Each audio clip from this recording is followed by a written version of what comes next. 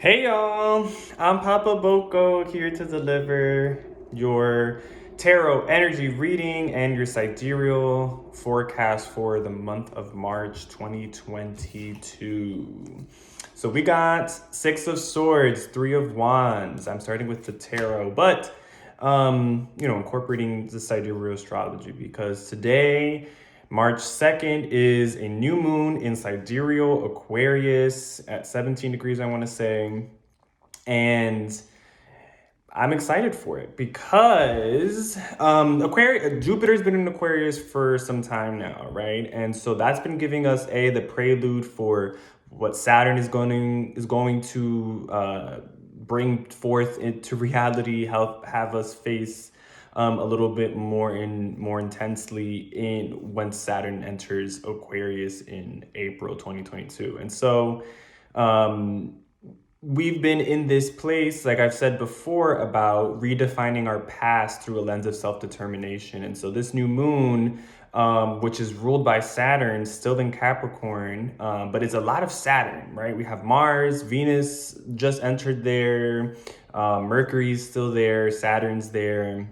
And so that's basically like every planet but Jupiter and the moon right now. And the sun. And so that's really just reminding us of this the Saturn question, the Saturn wound, the Saturn gift, and really about how have you been feeling disregarded? How have you been having to face the consequences of neglect, of being disregarded, of being ignored? And how does that really shape the way that you're engaging with your personal experiences and really your past, okay? Because we're in a moment in time with all the stuff that's happening in the world, with unions being formed at Starbucks, which is $1 billion company. The CEO is making however much they're making. And so how have these unions been redefining how we view the labor that we've done, that we continue to do? And what does it mean to be a worker in this world? What does it mean to be a human being in a capitalist system that is only seeking to exploit your labor? And that's really the question. And with this Capricorn stellium happening, we're really in this earth place, this earth of the material physical experiences, and it's something that we can't always escape through our convictions, like Sagittarius and fire sometimes allows us to, where we can impact change just by showing up. But what happens when impacting change by just showing up is not enough, right? Where your convictions are just being, again, disregarded, not heard. Nobody is listening to you. So what do you do? How do you change your circumstance and your situation? And like we know, and as we've been seeing, it's about sharing the burden of survival. It's about not being deluded into thinking that you have complete and utter power over everything that happens to you, and that what affects you doesn't affect your neighbor. And so by us redefining and almost just becoming aware of the way things are in America, specifically how we've defined ourselves through oppressors' language, through oppressors' lens, through institutions that, we're just playing a game of semantics. They're just finding all of these ways to describe a human being so that they can justify why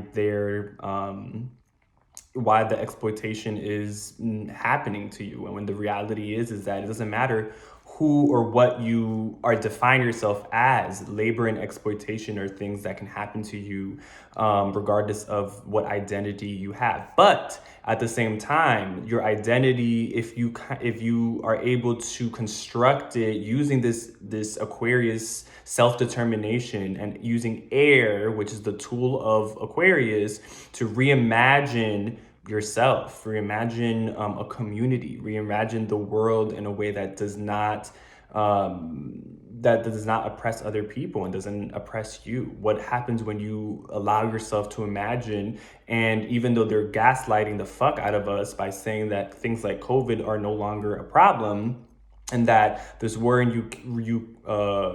Ukraine is something that's isolated or incidental and not precedented.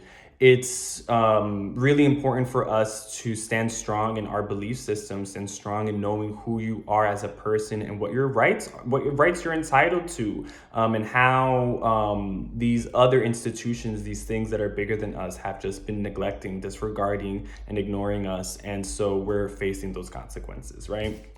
So that's really what we're talking about in the theme of this new moon.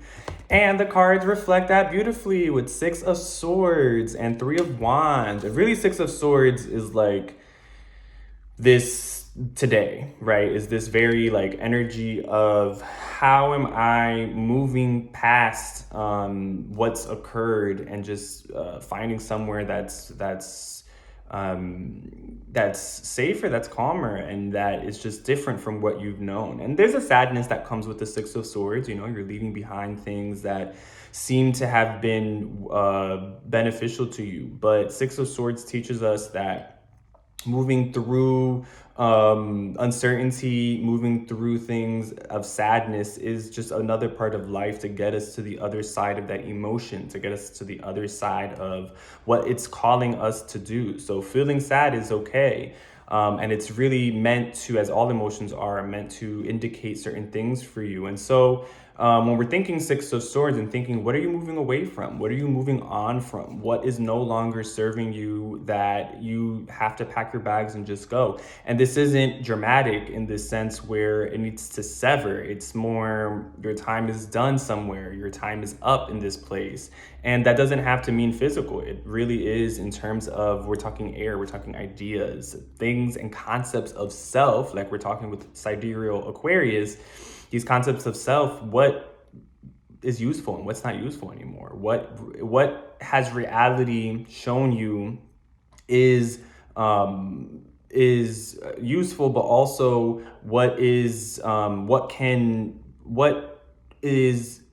reality basically forcing you to come to terms with, to contend with, and how do you use that as a way to add to the nuance of identity, to add to the nuance of who you are, add to the nuance of your experience. And then with the Three of Wands, bringing in the fire, you know, and bringing in that idea and this concept that in order to find where you want to go, you have to be it, you have to do it, you have to experience the uncertainty. And really, I like the Three of Wands. People were getting this when I was doing a tarot offering, and what I really liked about it was it's your vision of life might have an opportunity right now to come into fruition in a way that is unexpected. But sometimes you have to contend with reality in the sense that maybe it's not right now, maybe it's not the way that you thought, or maybe it's not a desire that is going to be a reality. And it's just learning how to let that go and set forth a new vision, set forth a new a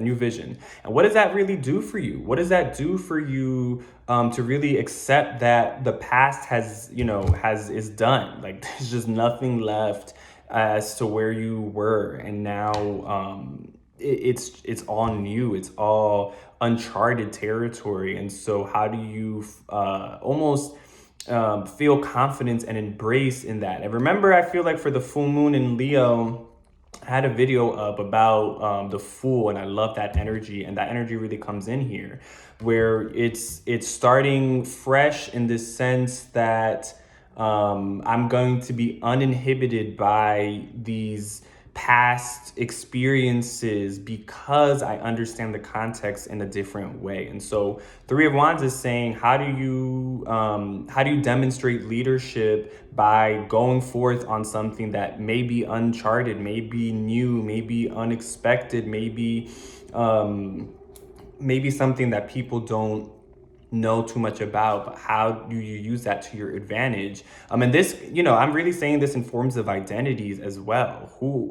Changing who you've been in order to match who you are is going to take vision. It's going to take courage. It's going to take fire, the need to take up space. And that's really the way that you're going to do it. You have to be confident in that, even if you're unsure.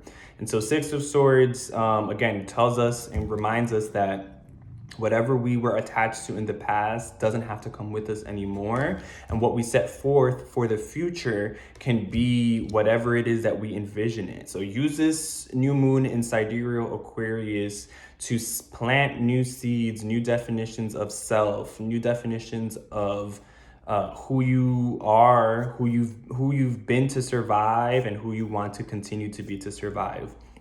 And how does that challenge the institutions? How does that challenge capitalism, white supremacy, patriarchy, and all of these oppressive systems that affect every single person on this planet, one way or the other? And how do you free yourself, decolonize, as Dana would say, this survival instinct that has been present in all of us for such a long period of time? And now that we have an opportunity to be free from it, or to dismantle it or to destroy it, how do we take up those arms? How do we take up that task, right?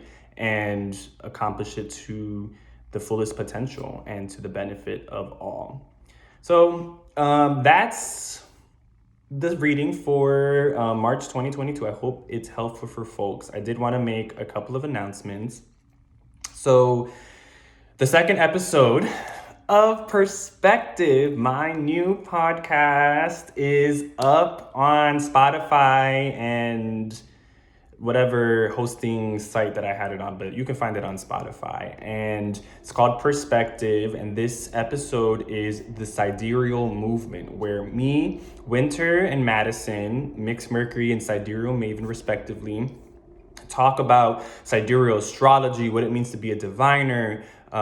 We read a chart of the day, and we kind of just talk about, we just are in our bag talking the sidereal talk. So I, really hope people enjoy it, and I'm very proud of the direction in which this is going. So I hope people are finding use and meaning in it. And the second announcement is my books are open.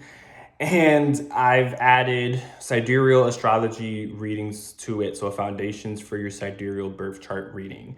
And so, those are going to be my new offerings, along with 30-minute tarot, of course. And then this new offering, this new kind of blend, which is a little tarot, a little astro, where we start off with a tarot reading, but also look to your transits, look to your sidereal birth chart, and see, what themes or whatever came up in the tarot reading, we can kind of explore and see where we can match it up on your birth chart and help you, prepare yourself for life and the continuation. So that's, a little bit more for people who have had experience with sidereal already and are looking for something, a little more personalized and unique to the moment. So I think that's going to be it. My prices did go up. I'm going to send the email should be sent out by the time this people really see this video. So the prices did go up, and it's, not for nothing. My abilities have increased. My